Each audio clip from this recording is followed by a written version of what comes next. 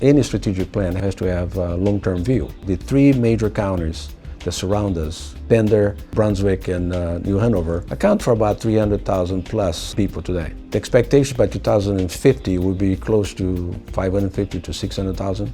This in itself, it's a major area of growth.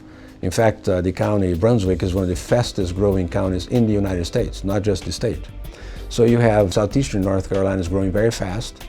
The state has grown very fast. The state, as you know, has added 2 million people from 2000 to 2015. We are now educating 16,000 students a year.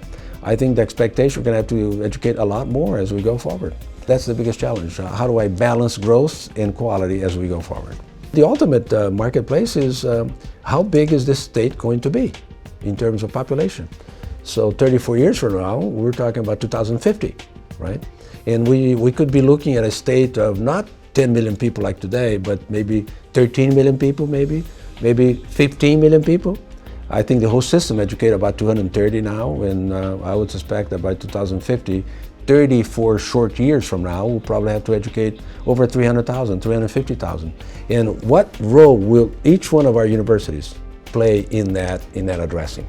Because if we're not doing it, I can tell you, people are going to go to Virginia, they're going to go to Tennessee, they're going to go to Georgia, they're going to go to South Carolina and find education. So I think it's an important responsibility. By the way, the high education of our students is in the Constitution of the state. Offer at very low price as much as practical. We have to be keeping that in mind, right? As this state grows, how do we dimensionalize our system to address that need that's so important? Even though our system is relatively well funded compared to the rest of the states, we've seen some degrading of that funding because of not being able to adjust for inflation. We are funding less per student than we were 10 years ago. So how do we fix that? And that's the real challenge for us. Some other states have fixed that by just appropriating less money from the state and raising tuition. Well, now you have $1.2 trillion of student debt that has to be paid eventually. And I can tell you, if our students are graduating and carrying and being dragged down by $30, $40, $50, $60,000, not good.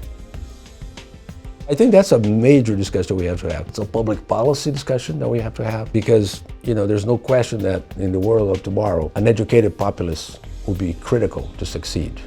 We need continued support for our education in the state if we are to realize the great potential of the great state. So I think it's important.